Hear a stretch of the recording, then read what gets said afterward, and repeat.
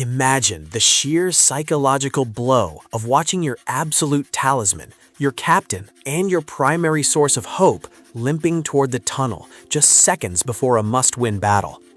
The news of Bukayo Saka's groin injury rippling through Elland Road wasn't just a tactical setback, it was a test of faith.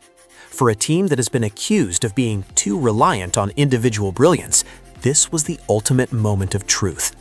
The sight of Saka clutching his groin left the traveling fans in absolute shock, and many wondered if this was the exact second the title race finally shattered.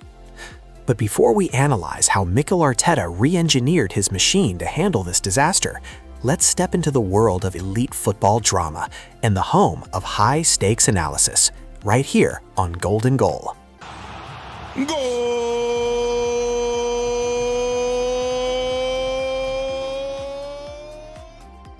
As I just alluded to, the stakes couldn't have been higher, because Arsenal weren't just fighting Leeds, they were fighting the ghosts of their recent failure. After a bruising 3-2 defeat at the Emirates to Manchester United, their lead at the top had been slashed to a precarious 4 points. The narrative was already shifting, with critics claiming the Gunners were starting to wobble, and Elland Road was ready to turn that wobble into a collapse. Leeds were unbeaten in 5 at home, and the atmosphere was suffocating, designed to break a team that had just lost its leader. This wasn't just a football match, it was a psychological warfare, where Arsenal had to prove they possessed the mental steel to stop the rot before it consumed their entire season. And that proof began with a tactical shift that few saw coming. When Saka went down, Mikel Arteta didn't panic. He pivoted.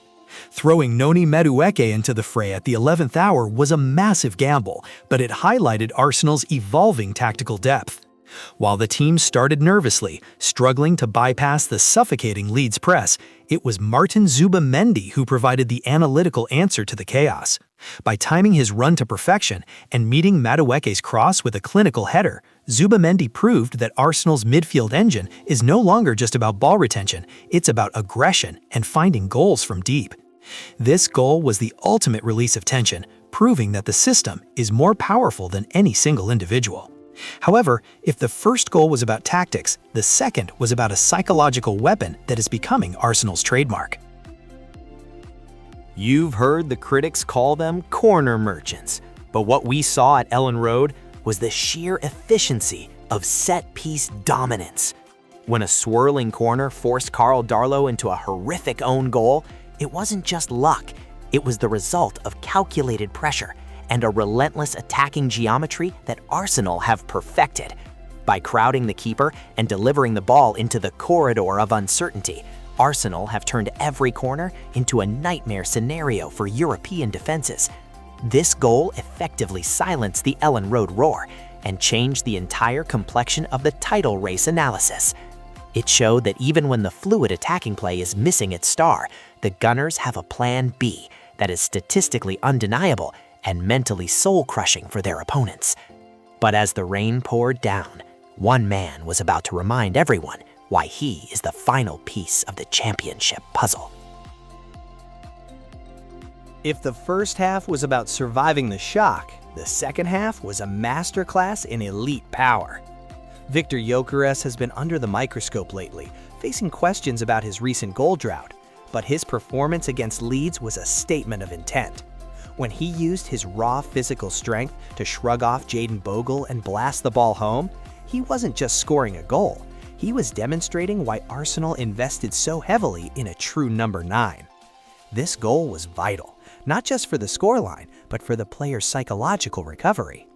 Gyokeres provides a different dimension to this Arsenal side, a bruising, direct physicality that complements their technical brilliance. It proves that Arteta now has the tools to win ugly or win with sheer brute force. And yet, the most encouraging sign of all came from the bench. The hallmark of a champion team is the ability to maintain standards regardless of who is on the pitch. When Gabriel Jesus came off the bench to score that 4th goal, it sent a chilling message to the rest of Europe. His world-class turn and clinical finish reminded everyone that Arsenal's bench is filled with players who would start for almost any other team in the world. 14 shots, 8 on target, and a dominant clean sheet are the statistics of a team that has moved past its wobble and is firmly back in its championship stride. By the time the final whistle blew, the 4-0 destruction of Leeds felt like more than just 3 points. It felt like a declaration of war against those who thought Arsenal were fading. But as the celebrations began, the analytical focus shifted back to the dark cloud looming over the Emirates. Let's be brutally honest. The victory was sweet, but the Saka updates are bitter. Arsenal legend Paul Merson's assessment that Saka could be out for anywhere from 2 weeks to 3 months is the biggest threat to their title ambitions.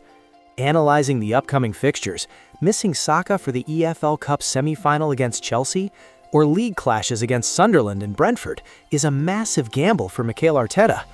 Can the system sustain this level of dominance without its most creative spark? While the lead has extended to 7 points, the psychological weight of losing a captain during the most congested part of the season cannot be overstated. Arsenal have proven they can win a battle without Saka, but can they win the entire war? This brings us to our final verdict. Ultimately, this 4-0 victory was a testament to Arsenal's maturity. They didn't just win, they responded to adversity, silenced a hostile crowd, and demonstrated a variety of ways to score.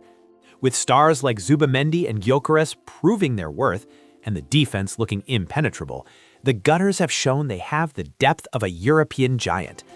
However, the title race is a marathon of attrition, and the loss of Bukayo Saka is the ultimate test of Arteta's tactical genius.